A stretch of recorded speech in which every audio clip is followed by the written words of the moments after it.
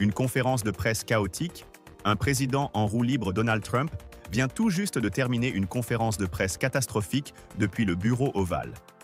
À l'origine, elle devait porter sur la FEMA, l'Agence fédérale d'urgence. Mais fidèle à lui-même, Trump a transformé le tout en règlement de compte et menaces autoritaires.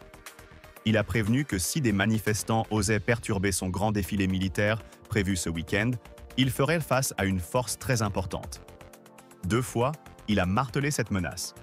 Même sans preuve d'une quelconque manifestation à venir, il a désigné les éventuels opposants comme des gens qui détestent notre pays. Une dérive autoritaire déguisée en déclaration de fermeté. Il conclut ce passage en s'autocongratulant et en quittant la scène comme un chef d'État incompris ou un enfant frustré. Mensonge en cascade. Trump a ensuite affirmé avoir parlé avec le gouverneur de Californie, Gavin Newsom, pour le critiquer sur sa gestion des crises. Problème, Newsom dément totalement tout appel, message vocal ou même échange indirect.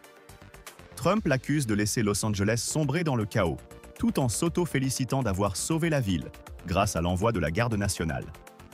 Encore un récit fictionnel. Révisionnisme et délire patriotique.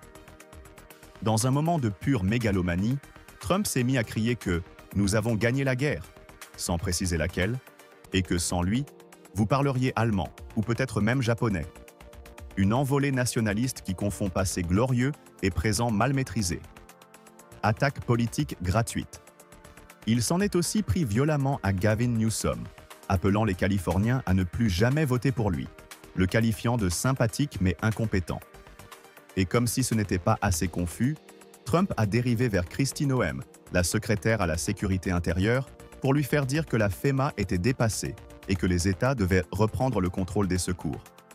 En clair, privatiser la gestion des catastrophes. Réécriture de l'histoire et sabotage institutionnel. Trump a ensuite répété que la FEMA était un échec coûteux, se vantant que les États pouvaient mieux faire, seuls. Dan Koh, ancien de l'administration Biden spécialiste des secours d'urgence, a réagi fermement. Sans la FEMA, ce serait un carnage. En 2005, l'État de Louisiane avait un budget de 18 milliards, contre 76 milliards apportés par le gouvernement fédéral après Katrina. Supprimer la FEMA? Une folie qui coûterait des vies. Ignorance cruelle des réalités climatiques. Puis Trump a enchaîné avec une vieille rengaine sur les incendies en Californie. Selon lui, l'Autriche ou la Finlande balayent les forêts pour éviter les feux. Une vision enfantine de la gestion forestière, déjà moquée par les dirigeants finlandais eux-mêmes. Il affirme que les forêts californiennes sont abandonnées et que le sol devrait être nettoyé comme dans les pays forestiers. Une solution simpliste à un problème climatique complexe. Insurrection imaginaire et militarisation permanente. Trump a même suggéré que certaines zones de Los Angeles vivaient une insurrection. Et il affirme pouvoir maintenir indéfiniment la garde nationale en Californie sans rendre de compte, jusqu'à ce qu'il n'y ait plus de danger. Un pouvoir sans fin, sans contrôle, sans date de retrait. C'est ça, son rêve d'Amérique. Manipulation internationale et conflit diplomatique.